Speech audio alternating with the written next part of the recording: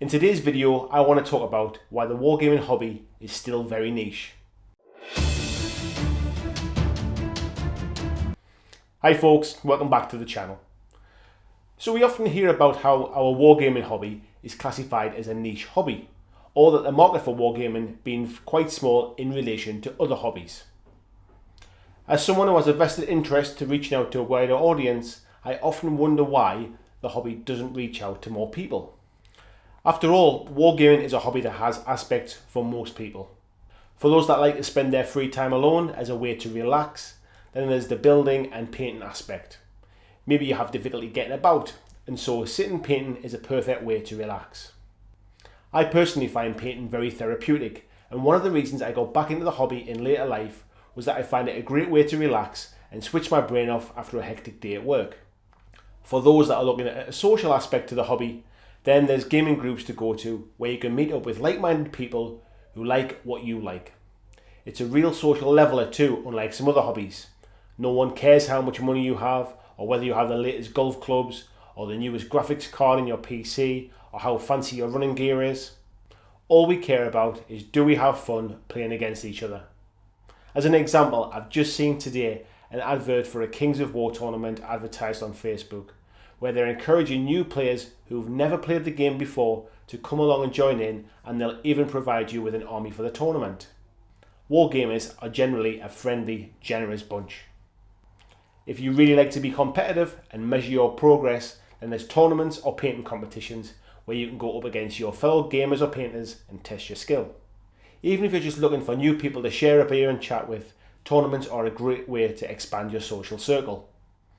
The massive choice of games that are out there means there's certainly going to be one game that will fit with what you like to play, be that science fiction, a military type game, fantasy, steampunk, horror, or maybe even your favourite movies like Star Wars or Alien.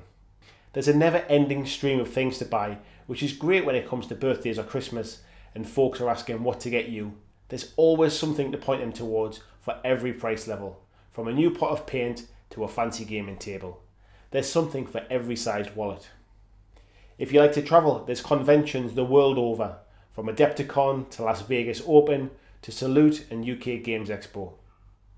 I wondered why there wasn't more high street stores to cater to a bigger audience, and then the penny dropped, and it hit me exactly why not more people are into our hobby.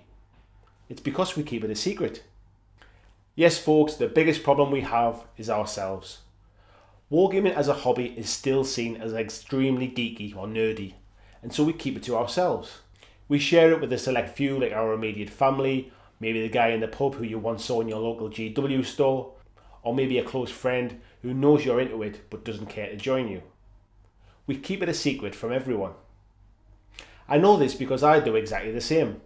I work in a big company with lots of people who are both creative and intelligent, a great mix for our hobby, and yet none of them know that I leave the office at the end of the day and I go home to paint toy soldiers.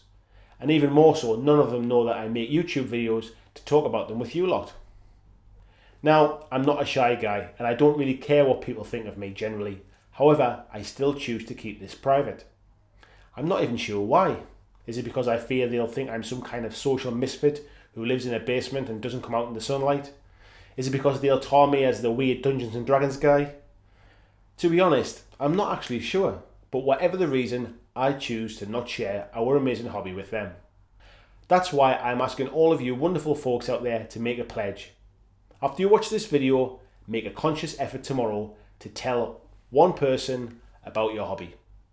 Go and tell them how much you love losing yourself in a world of fantasy and that you dedicate so much of your free time to the pursuit of miniature happiness. Only when we start to share just how great a hobby this is, we'll start to see others coming into it and maybe making it as mainstream as maybe console gaming has become over the years. Thanks for watching, and I'll see you again in tomorrow's video.